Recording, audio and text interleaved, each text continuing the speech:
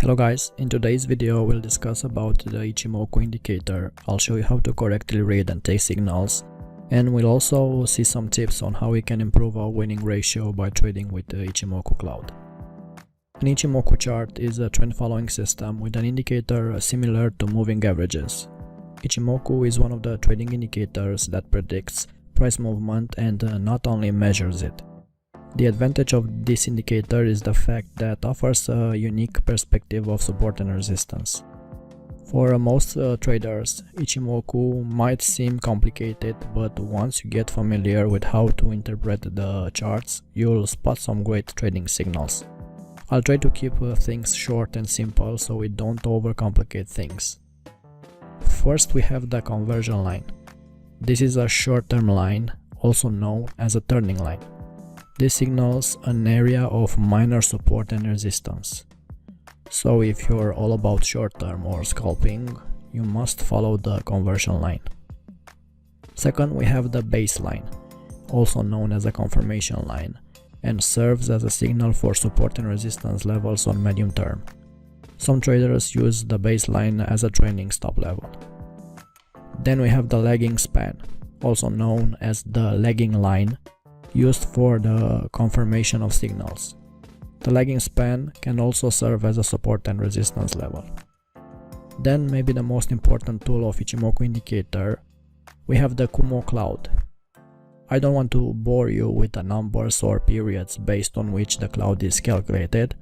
All you need to know is that the cloud is formed from two lines, span A and span B, which act as a major areas of dynamic support and resistance.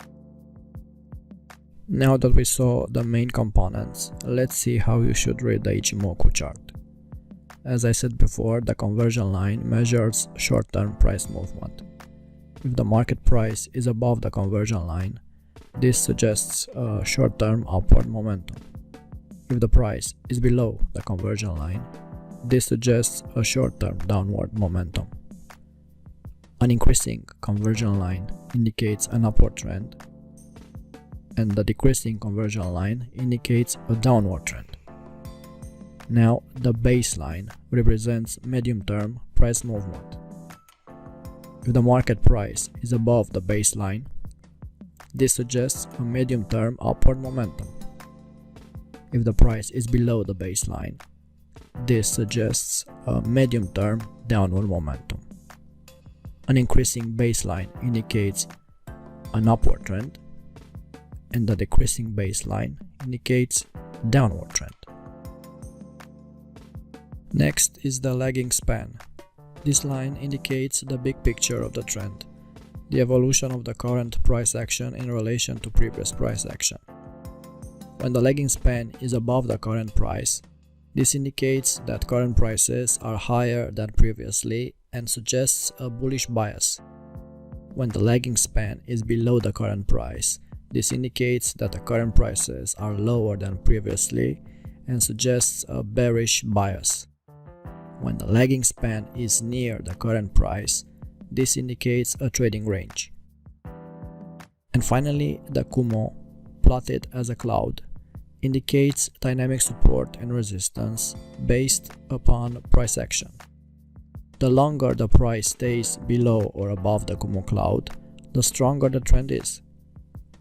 When the cloud is wide, the expected support or resistance is strong. When the cloud is thin, the expected support and resistance is weak. You should never trade inside the Kumo cloud. That's a very important rule. Now let's see how we can trade with Ichimoku based on what we've learned so far. The first strategy involves baseline and conversion line crossover with the lagging line as a filter. The crossover between the baseline and the conversion line can offer trading opportunities in a similar fashion to a moving average crossover. When a fast-moving baseline crosses above the slower-moving conversion line, we have a buy signal. When a fast-moving baseline crosses below the slower-moving conversion line, we have a sell signal. We could filter the signals received with the lagging span for safer entries. Thus, we could only take positions that are in line with the overall trend. If the baseline crosses above conversion line, you would only buy if the lagging span indicates a bullish bias. If the baseline crosses below the conversion line, you would only sell if the lagging span indicates a bearish bias. Another similar strategy involves the baseline conversion line crossover, but the filtering technique takes into account the Ichimoku Kumo cloud. When a baseline crosses above the conversion line above the Kumo cloud, we have a strong buy signal. When a baseline crosses above the conversion line below the Kumo cloud, we have a weak buy signal. When a baseline crosses below the conversion line below the Kumo cloud, we have a strong sell signal. And when a baseline crosses below the conversion line but above the Kumo cloud, we have a weak sell signal. Another trading technique involves the Kumo cloud breakout.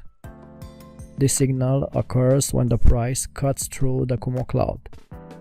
When the price enters the Kumo cloud and breaks its upper wall upward, we have a bullish signal. And when the price enters the Kumo cloud and breaks its lower wall downward, we have a bearish signal.